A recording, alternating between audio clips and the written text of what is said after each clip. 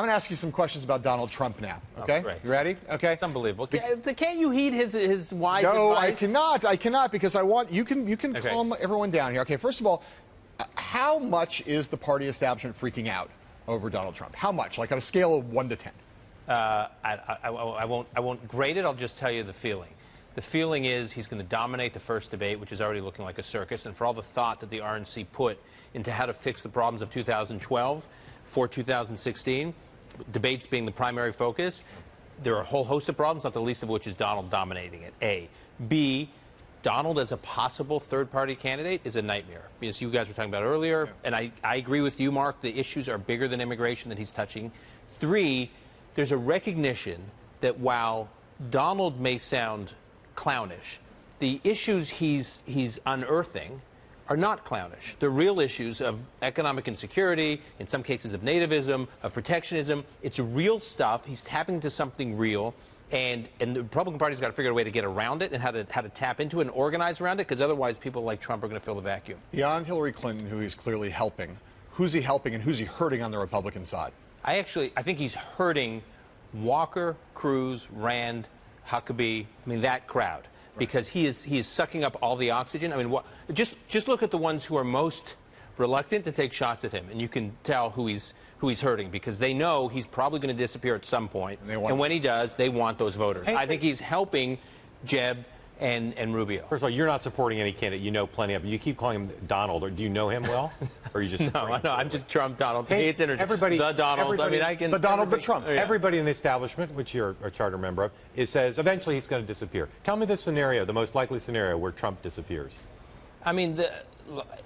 Iowa. He does badly. He winds up on the ballot. He's the national leader till Iowa? No. I'm not saying he's a major player in the elections. So he's a national leader. Tell me the most likely scenario where he goes from national poll leader to not. What happens? So I would simply say that I think Republican primary voters wind up in the end being pretty discerning. Forget in the end. No, I'm not. In the end could be when the voting begins. But you're saying there's a chance. I'm going to say there's a chance. There's a chance. National front runner through I don't know Iowa? about the national front runner. There's a chance he'll be right. There's a chance he will be a major player for the next 6 to 8 months. So it's possible he doesn't disappear until the voters vote.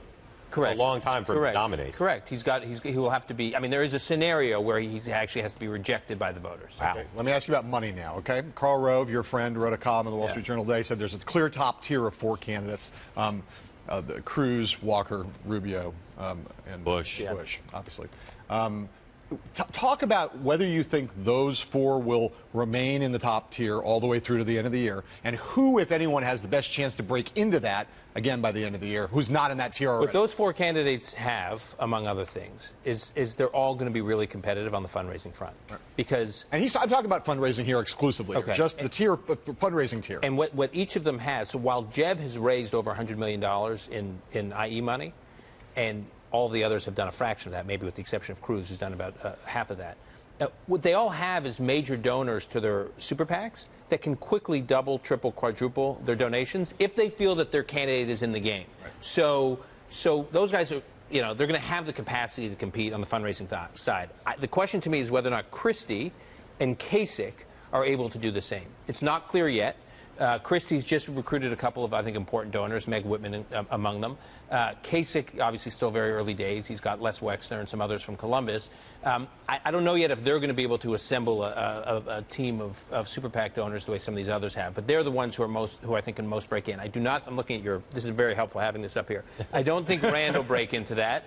I don't think Perry will break into it. I don't think Carson will break into it. And to me, Carly's a little bit of a wild card. So you think all 4 of the big 4 in money will stay there? None of them are in danger of dropping off? Correct. And all of them, and people are going to try to argue, oh, this one's got $20 million more, and this one's got, I don't think it's going to matter. Let's move to Iran, because you're obviously heavily involved in talking about a way to try to stop the Congress from approving the deal. John Podhoretz in the New York Post today said, looking at polling data, and some of the rhetoric said, before I didn't think we could stop it, now I think maybe we can. Are you with him? Do you think there's a chance to do this? And if so, how does it happen? I think it's tough, but I'm with him. And look, it's based on some of the polling he cited, like the Pew poll that shows, fewer than 3 in 5 Democrats actually support the president on the deal. But I just anecdotally, Democrats I've spoken to, either Democratic members of Congress or staffers to Democratic members of Congress, both in the Senate and the House, They are frozen. I mean, I'm amazed. The president has come out with this very intense lobbying campaign.